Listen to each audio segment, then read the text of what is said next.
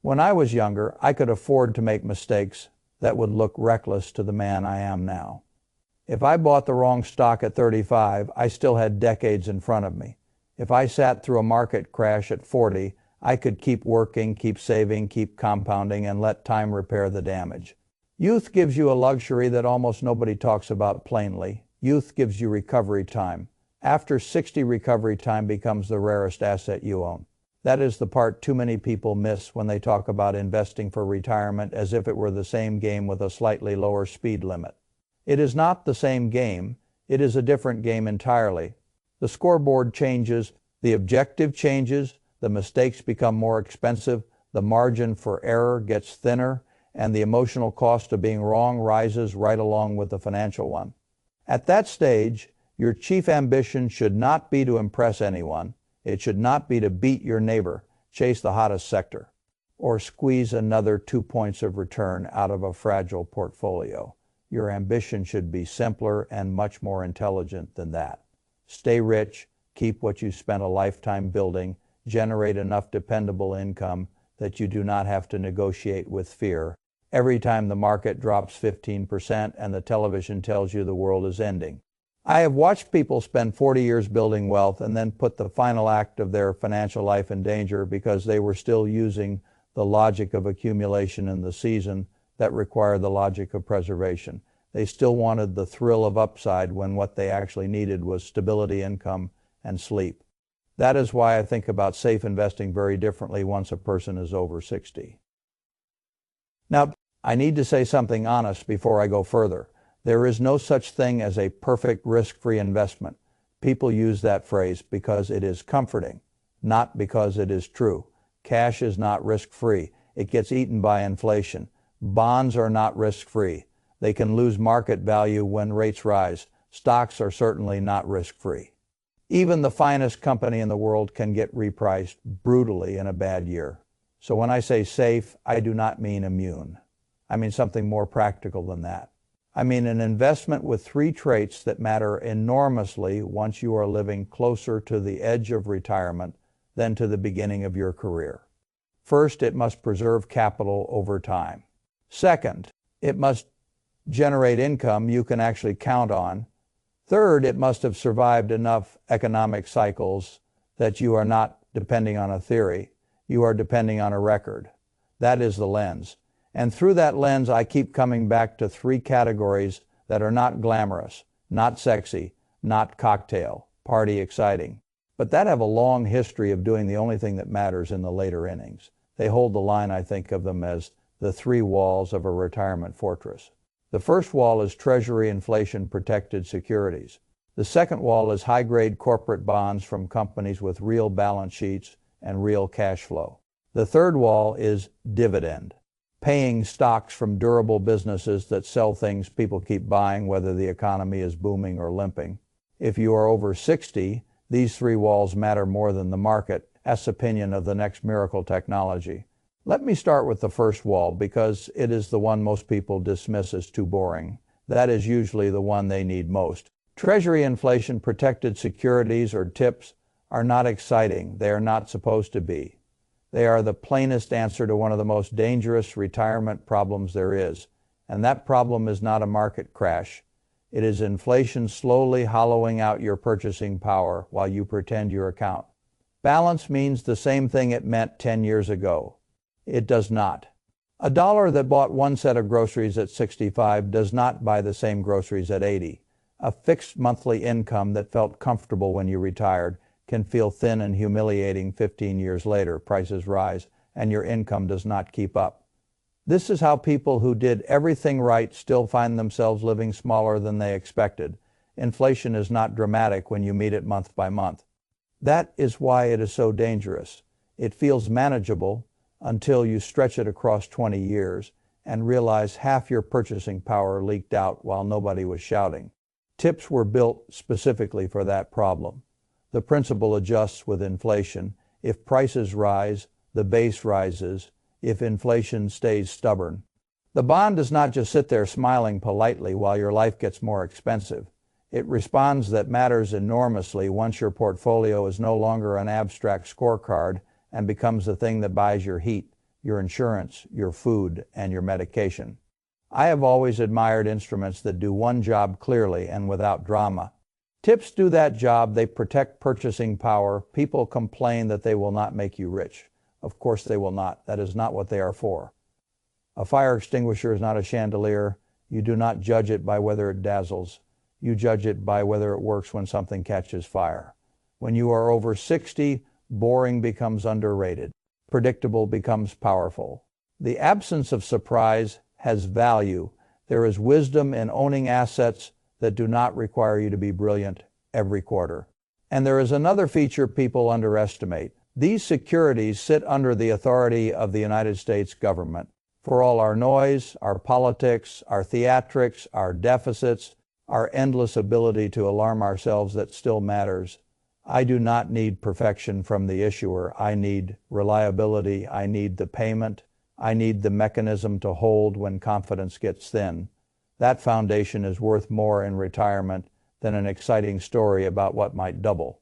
So I tend to think the first question for a retiree is not how much upside can I chase. The first question is, how much of my life absolutely must be protected from inflation and guesswork? That portion belongs near tips. If Social Security and a pension already cover a great deal of your essential spending, then maybe that wall can be somewhat smaller. If your portfolio is doing most of the heavy lifting, then that wall should be thicker. But in either case, I do not like retirement plans built on the assumption that inflation will politely behave for the next 30 years. That is not planning. That is hoping. The second wall is high-grade corporate bonds. Now, here again, people make the usual mistake. They hear the word bond and think every bond is basically the same except for the coupon. That is not how I look at it. A bond is a promise, and the quality of the promise depends entirely on the character and earning power behind it. If you are over 60, you have no business reaching into junk because the yield looked tempting on a screen. The screen does not feel panic. You do. The screen does not lose sleep. You do. The screen does not have to explain to your spouse why you reached for 8% and lost 25% of principal in the process. You do. So I only care about strong issuers. I want businesses with dominant positions, stable cash flow, real balance sheets, and products or services the world does not casually stop using. I want companies that can continue paying through recessions, not just through good times. I want boring strength again. I want the sort of enterprise that makes enough money in enough conditions that its obligations are more habit than hope. When you buy a high-grade corporate bond from a truly strong business, you are taking a modest step out along the risk curve in exchange for extra income. Done properly, that is sensible, done carelessly, it is retirement vandalism.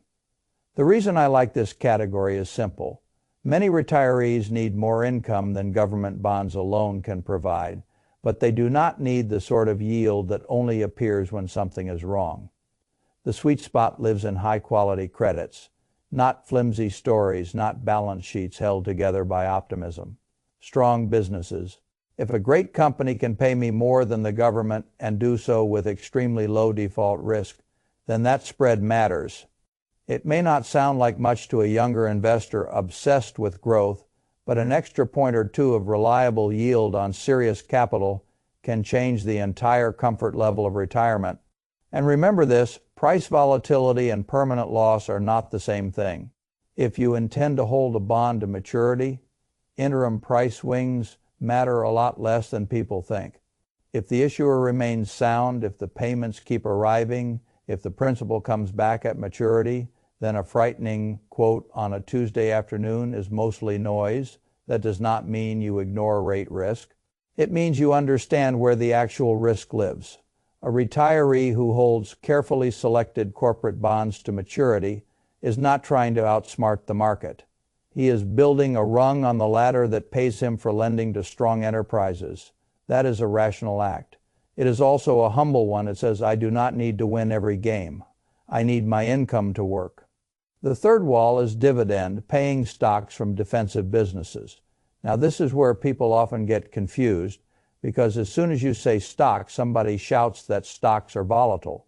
That is true. The stock market can absolutely punish you in the short run, but not all stocks deserve to be thrown into the same bucket.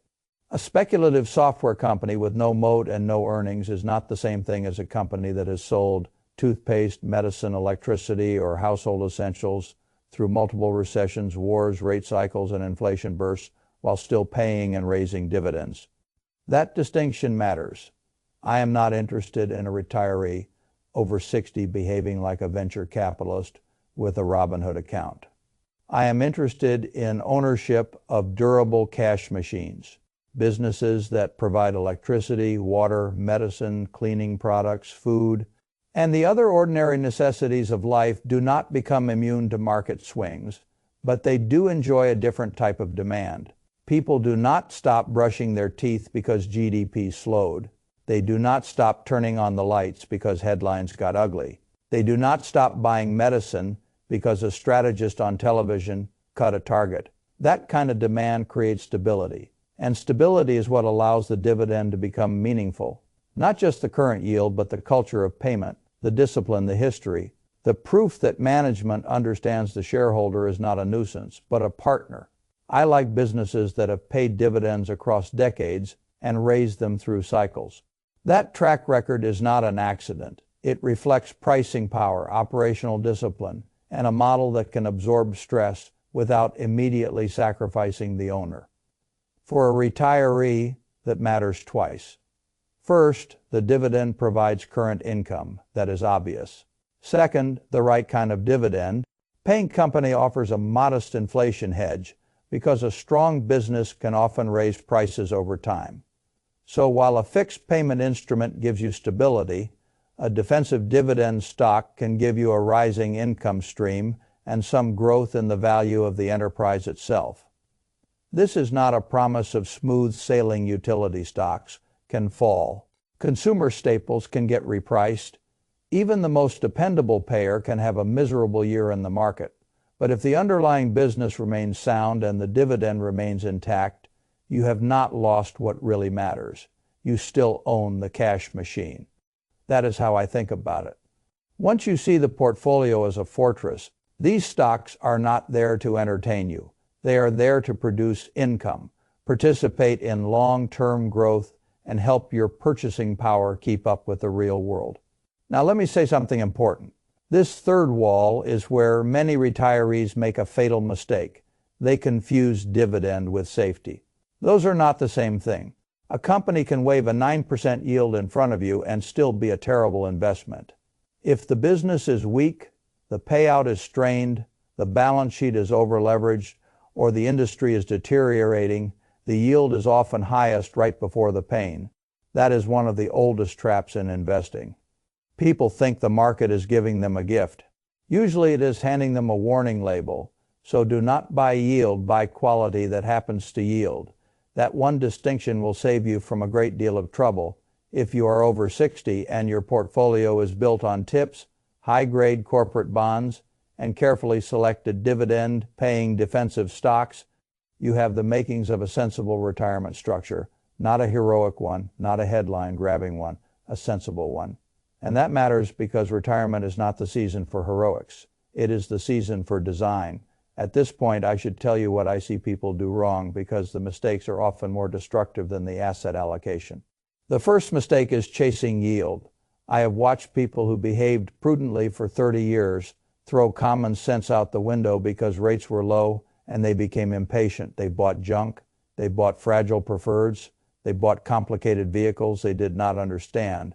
They convinced themselves that the higher yield was just smart shopping.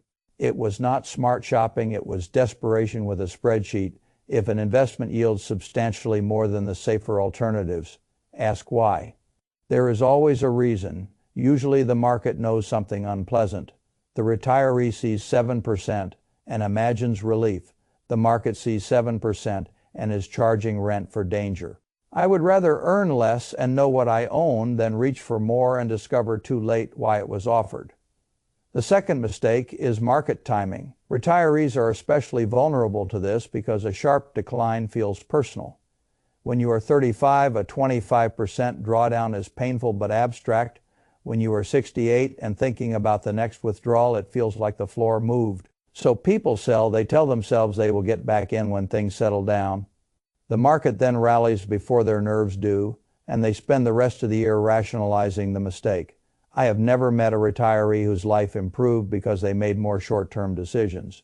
I have met many whose lives got noisier, more fearful, and less prosperous because they could not leave a sound plan alone. The third mistake is overconfidence. This one hits successful people the hardest. A person who built a thriving business or rose to the top of a profession often assumes skill transfers automatically. It does not. Excellence in medicine is not the same as excellence in portfolio construction. Excellence in law is not the same as credit analysis. Excellence in entrepreneurship is not the same as valuing public securities. Humility is an underappreciated retirement asset. The market punishes vanity in every age bracket. But in retirement, the punishment is more expensive. The fourth mistake is concentration, too much in the old employer, too much in one sector, too much in domestic assets because foreign things feel unfamiliar, too much in stocks because bonds feel dull, too much in cash because volatility feels offensive. Every excess comes with a hidden bill. Diversification is not a slogan. It is an admission that no one gets all the major calls, right? That is not weakness. That is maturity. The fifth mistake is ignoring taxes. A retiree's tax map is usually more nuanced than people expect. Some assets belong better in tax-deferred accounts. Some belong better in taxable accounts. Some income streams interact with Social Security and Medicare thresholds in ways that quietly matter. Many people spend decades thinking only about gross return, then discover in retirement that after-tax structure changes the outcome more than another half point of performance ever could. That is worth taking seriously. Now let me step back and talk about the broader environment because these three walls do not exist in a vacuum. The first major force I worry about is inflation. People got lulled by years of relatively tame inflation and started treating it like background weather. I do not. We are carrying debt burdens, demographic shifts, deglobalization pressures, and political incentives that all make structurally higher inflation a real possibility. You do not need runaway inflation for retirement damage. You just need enough inflation over enough time against a fixed or sluggish income stream. That is why I insist on inflation protection somewhere in the structure. The second force is longevity. This one is almost cruel in the way it works. People celebrate living longer, and rightly so, but financially, longer life means a longer claim against your own savings. A healthy person at 6, the 5th of May, need that capital to function for 30 years. That is an extraordinary design challenge. You need enough stability to avoid ruin, but enough growth to avoid being slowly outlived by your own expenses. This is one reason I do not believe in portfolios built entirely on one type of instrument. Retirement requires balance because the threats are plural, not singular. The third force is healthcare cost. People routinely underestimate this because while they are still healthy, it feels far away. It is not far away. Healthcare inflation and long-term care expenses can hit a retirement plan like weather through a weak roof. You do not notice the weakness until the storm arrives. That is why liquidity, conservatism, and a margin of safety matter so much more than people want to admit. If your retirement only works when everything goes mostly right, it is not robust enough. So what does sensible implementation look like? It starts with your essential spending. Figure out what absolutely must be paid. Housing, food, utilities, insurance, basic transportation, core health care, the expenses that define dignity, not luxury. Those should be covered by your safest and most predictable income sources. Tips, high-grade bonds, Social Security, pension. If you are fortunate enough to have one, build the floor first, then figure out the lifestyle layer, travel, gifts, dining out, hobbies, family support, the discretionary things that make retirement feel generous instead of merely survivable. That layer can be supported by dividend income and the more flexible parts of the portfolio. If markets get rough, you can trim here. That is much easier psychologically than cutting essentials. Then keep a cash reserve. I do not care how elegant a model looks. If you do not have liquidity for emergencies, you are one unpleasant surprise away from selling a long-term asset at a stupid moment. 6 to 12 months of spending in a high-yield savings account are short. Duration treasury bills may not impress anyone, but it keeps you from making desperate decisions that alone has value. Then rebalance, not obsessively, not theatrically, periodically and on purpose. If stocks run and become too large a portion, trim them and reinforce the other walls. If bonds rally and alter the balance, this is not just mechanical housekeeping. It is how you maintain the design integrity of the fortress. And if your situation is complex, get serious advice from someone who is paid to think clearly, not to sell product. A fee-only fiduciary with real retirement expertise can be worth far more than their cost if they prevent one large mistake.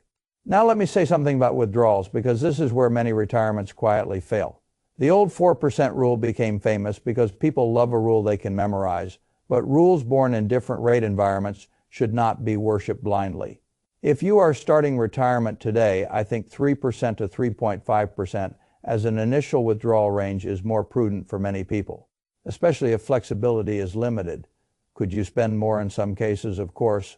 Could markets cooperate and make the extra spending look easy? Certainly. But retirement is not a laboratory built around average outcomes. It is lived in actual sequence.